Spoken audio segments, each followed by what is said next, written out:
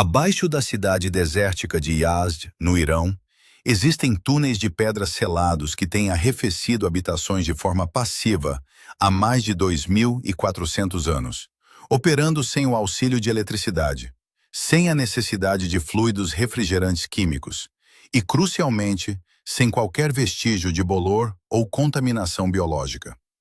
Este feito da engenharia antiga desafia a lógica da construção moderna, especialmente no momento em que a simples menção de trocadores de calor solo-ar ou tubos de terra levanta imediatamente sinais de alerta sobre dois perigos fundamentais que assombram o imaginário de inspetores e construtores: o mofo e o radônio. É imperativo declarar antecipadamente que estas preocupações não são, de forma alguma, medos imaginários ou histeria infundada. O mofo pode devastar a saúde respiratória de uma família inteira, enquanto o radônio é, de acordo com as autoridades de saúde, a segunda principal causa de cancro do pulmão, logo a seguir ao tabagismo. Qualquer pessoa que tente descartar estes riscos não está a ser honesta consigo. Mas, por outro lado, qualquer pessoa que utilize estes riscos para rejeitar inteiramente o potencial do arrefecimento por tubos de terra também está a faltar à verdade. A realidade é que cada falha documentada nestes sistemas partilha uma característica comum que nada tem a ver com o solo em si, mas sim com o material do cano e com erros crassos de projeto. Durante décadas, construtores tentaram implementar sistemas de tubos de terra utilizando tubagens de drenagem flexíveis e corrugadas, do tipo que possui furos de drenagem perfurados ao longo de toda a sua extensão, um material que foi literalmente desenhado para permitir a entrada de água. Ao enterrar estes tubos perfurados em solo que naturalmente exala o gás radônio e depois observar a acumulação deste gás radioativo dentro das casas, os críticos culparam a tecnologia e não a escolha negligente do material. Além disso, estas tubagens corrugadas eram instaladas sem inclinação adequada, sem um plano de drenagem e sem qualquer forma de remover a condensação que se forma inevitavelmente quando o ar quente e úmido encontra as paredes frescas e subterrâneas do cano. A água acumulava-se em cada depressão das estrias corrugadas, ficando estagnada na escuridão, morna e imóvel, criando o incubador perfeito para o crescimento de mofo. O que ocorreu nestes casos não foram falhas do conceito de tubo de terra, mas sim erros grosseiros de canalização cometidos com os materiais errados e para os propósitos errados. A condensação é um fenômeno inevitável da física. Quando o ar carregado de umidade entra em contato com uma superfície a 12 graus Celsius, a água irá condensar-se nessa superfície, tal como acontece em todos os sistemas de ar-condicionado do planeta, que produzem litros de condensação todos os dias.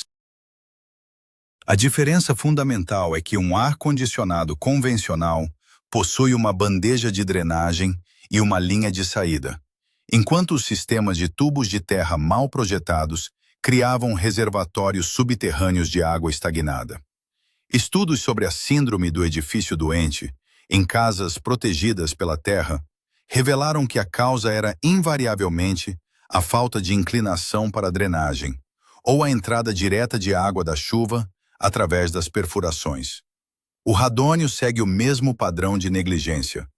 Um tubo perfurado enterrado no solo cria o caminho de menor resistência para os gases do solo, transformando o que deveria ser um sistema de arrefecimento num coletor de radônio que canaliza gás radioativo diretamente para dentro de casas herméticas.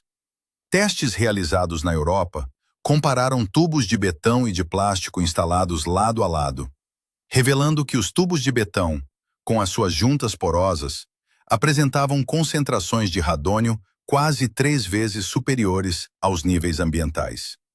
Até os tubos de plástico com vedações imperfeitas mostraram o dobro da concentração. Cada lacuna e cada junta solta torna-se um ponto de entrada para um gás invisível e inodoro. Mas o que os críticos raramente mencionam é que todas estas falhas derivam de sistemas de circuito aberto construídos com tubos permeáveis. A alternativa que resolve definitivamente este impasse é o circuito selado, pois a física nunca foi o problema, mas sim a integridade da barreira. Imaginemos um sistema onde o ar dentro de sua casa nunca toca o solo diretamente, onde o ciclo é inteiramente fechado. Esta não é uma ideia nova. Todas as civilizações que dominaram climas quentes chegaram a esta conclusão de forma independente, milênios antes da invenção do ar-condicionado moderno. Há 2.400 anos, no centro do Irão, engenheiros construíram estruturas massivas chamadas Yakchal, instalações de arrefecimento de precisão com 20 metros de altura e paredes de 2 metros de espessura na base, ligadas a redes de túneis subterrâneos, chamados qanats, que se estendiam por quilômetros. Estes sistemas moviam o ar continuamente através de passagens seladas revestidas de pedra, onde a terra mantinha temperaturas constantes durante todo o ano, entregando ar fresco e seco sem contaminação biológica, mantendo os interiores abaixo dos 0 graus Celsius, mesmo quando o exterior ultrapassava os 45 graus. Os persas não resolveram apenas o problema do calor. Resolveram simultaneamente o problema do mofo e da qualidade do ar através da geometria, da inclinação e de superfícies seladas. Os romanos aplicaram princípios semelhantes nas suas moradias perto de Pompeia, onde canais de hipocausto foram desenhados especificamente para o arrefecimento estival, puxando ar temperado de profundas passagens nas colinas. O engenheiro romano Vitrúvio documentou requisitos específicos de inclinação nestes canais para evitar a acumulação de água. E o betão romano, com a sua química naturalmente alcalina, funcionava como um revestimento antimicrobiano acidental. Na Coreia, o sistema Ondol, com 3.000 anos de história, fundamenta-se no princípio do circuito selado. Gases de combustão passam por canais de pedra fechados sob o chão, transferindo calor sem nunca se misturarem com o ar interior. Esta separação física, onde a energia térmica atravessa uma barreira sólida, enquanto os contaminantes permanecem isolados, é o alicerce da engenharia moderna dos tubos de terra de circuito selado. Registros históricos coreanos descrevem temperaturas interiores estáveis, entre 18 e 22 graus Celsius, através de verões e invernos brutais, sem registro dos problemas de qualidade do ar que afligem as instalações modernas de circuito aberto. Civilizações em 5 continentes chegaram aos mesmos 3 requisitos: fluxo de ar contínuo para evitar a estagnação da umidade, inclinação de drenagem positiva para que a condensação saia do sistema e separação física total entre o ar-condicionado e o contato direto com o solo. Estes não são avanços tecnológicos modernos, mas sim princípios antigos que a construção ocidental esqueceu em menos de um século. Quando engenheiros na Alemanha e na Áustria revisitaram estes conceitos na década de 90, criaram algo que os códigos de construção de muitos países ainda se recusam a reconhecer. Num sistema de circuito selado, o ar de dentro da casa recircula através de um circuito contínuo em forma de U, com tubagens enterradas tipicamente entre 30 a 150 metros de comprimento total. O ar desce para a terra, absorve a temperatura constante do solo através das paredes do tubo e regressa para ser distribuído pela casa, sem nunca entrar em contato com o ar exterior ou com os gases do solo. A tubagem utilizada é de polietileno de alta densidade, com juntas soldadas por fusão, criando um tubo monolítico único com permeabilidade zero a gases ou umidade. O Health Physics Society confirma que, quando o ar se move através de tubos selados no solo, não há caminho para o radônio entrar na casa. O radônio não consegue penetrar o polietileno soldado. O risco não é apenas reduzido, é eliminado ao nível molecular. A questão do mofo também muda drasticamente. Num sistema aberto, puxa-se ar exterior com umidade relativa de 80% ou 90% para dentro de um tubo frio, garantindo condensação maciça. Num circuito selado, recircula-se o ar interior que já se encontra a 40 ou 50% de umidade, reduzindo a condensação em até 80%. A pequena quantidade de umidade que se forma drena livremente através de tubos de parede lisa, com uma inclinação mínima de 2%, sem estrias para reter água e sem material orgânico para o bolor colonizar. Investigações em instalações europeias confirmaram que não ocorre crescimento microbiano nocivo em sistemas selados devidamente projetados, e as concentrações de esporos de mofo no ar chegam a diminuir após a passagem pelo tubo.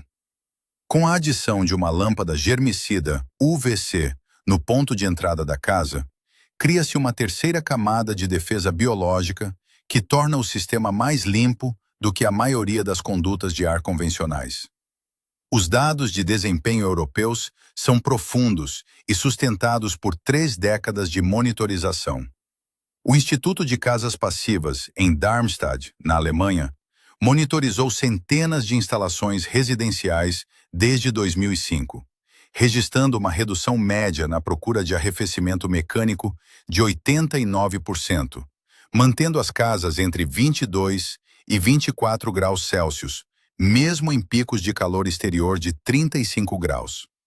Em Viena, o Hospital Allgemeine Krankenhaus opera desde 1994 um sistema de tubos de terra selados que fornece 450 kW de arrefecimento a unidades de cuidados críticos, provando a eficácia e a higiene da tecnologia em ambientes onde a qualidade do ar é uma questão de vida ou morte.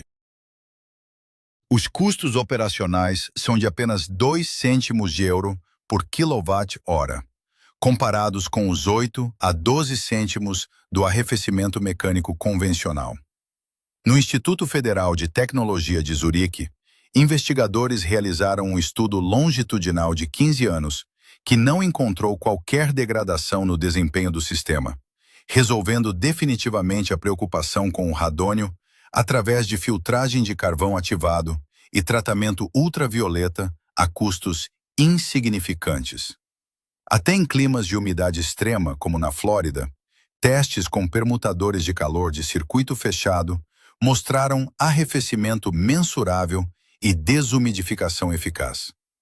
A primeira casa passiva certificada na América do Norte, situada no Minnesota, onde as temperaturas de inverno descem muito abaixo de zero, utiliza este sistema para suprir toda a sua carga de arrefecimento de verão, eliminando completamente a necessidade de ar-condicionado tradicional.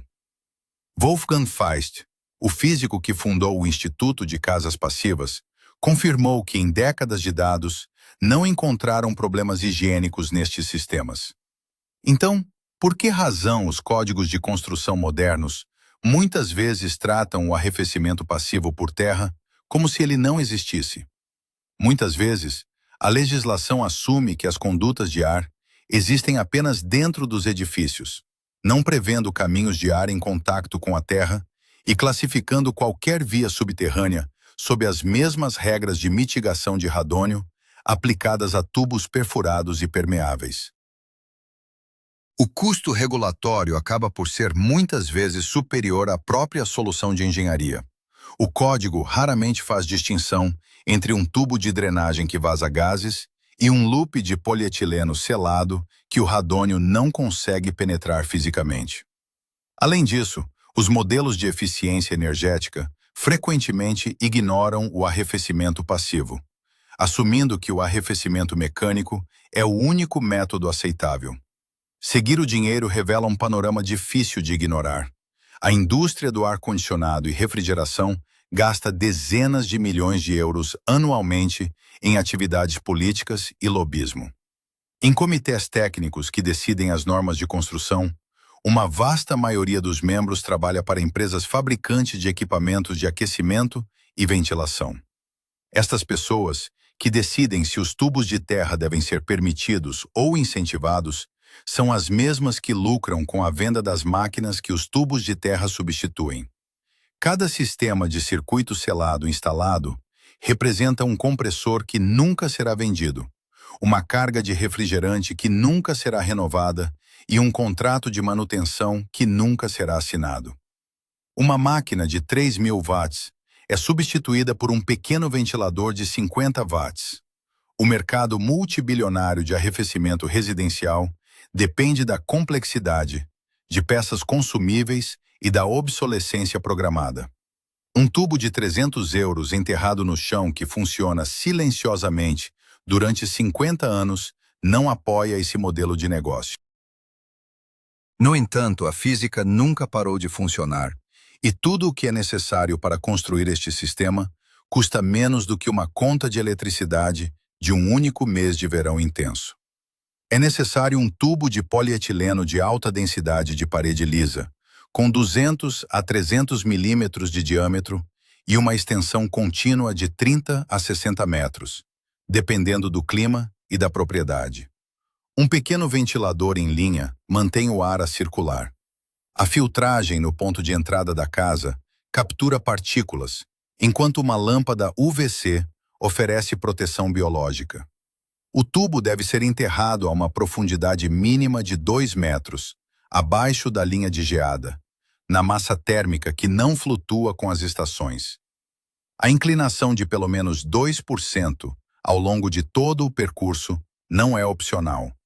É o detalhe mais importante que separa um sistema funcional de uma experiência falhada, garantindo que qualquer condensação drene por gravidade para um ponto de limpeza na elevação mais baixa. Devem ser utilizadas curvas suaves em vez de ângulos retos, recorrendo a acessórios de 45 graus para evitar perdas de carga e facilitar a limpeza. Cada junta deve ser soldada por fusão para criar um tubo estanque a gases, sem costuras ou pontos fracos. O assentamento do tubo deve ser feito em areia compactada, para garantir o máximo contato térmico com a terra circundante, envolvido em tecido geotêxtil para evitar a migração de partículas de solo sem criar bolsas de ar. É vital marcar a localização exata das tubagens no levantamento da propriedade para evitar danos acidentais no futuro. Tanto a admissão como a saída terminam dentro da habitação, o que define o conceito de circuito selado. O ar interior sai por uma porta, viaja pelo circuito subterrâneo, absorvendo a temperatura constante da terra e regressa já arrefecido e suavemente desumidificado. Não há ar exterior, não há caminho para gases do solo. Apenas energia térmica a mover-se silenciosamente através do polietileno. Recomenda-se a monitorização trimestral do radônio no primeiro ano e a verificação anual da umidade relativa, que deve manter-se idealmente abaixo dos 50%. A manutenção consiste em inspecionar as extremidades dos tubos uma vez por ano e passar um pano desinfetante pelo tubo a cada 2 ou 3 anos, utilizando uma corda de nylon instalada durante a construção. Operar o sistema principalmente durante as horas da manhã e da noite permite que o solo circundante liberte o calor acumulado de volta para a massa terrestre, sustentando o desempenho durante os verões mais longos. Se for mantido corretamente, o tubo durará 50 anos ou mais, enquanto a terra por baixo dele não sofrerá qualquer degradação. Neste momento, abaixo das fundações de qualquer casa, o solo mantém-se a uma temperatura estável e fresca, indiferente a ondas de calor, tempestades ou ao aumento gradual das temperaturas globais. Os persas compreenderam isto em Yazd, com os seus imponentes Yarchal e os seus Qanats selados. Os romanos refinaram-no nas suas vilas, e os construtores coreanos aperfeiçoaram o princípio do circuito selado milênios antes de a palavra geotermia aparecer no manual de engenharia. Investigadores europeus provaram-no novamente com décadas de dados monitorizados em hospitais e casas de alto desempenho. Embora as normas possam estar escritas contra esta solução e a indústria lucre com a complexidade forçada, eles não podem reescrever as leis da termodinâmica nem alterar a temperatura a 2 metros abaixo do seu jardim. Um circuito selado de polietileno elimina os caminhos para o mofo e para o radônio, entregando arrefecimento por uma fração do custo, utilizando apenas um pequeno ventilador e a paciência infinita da própria terra. O solo tem estado à espera por baixo de cada casa. Sempre esteve lá. Agora sabe-se como alcançá-lo com segurança e eficácia, honrando uma sabedoria milenar que a modernidade tentou, sem sucesso, obscurecer.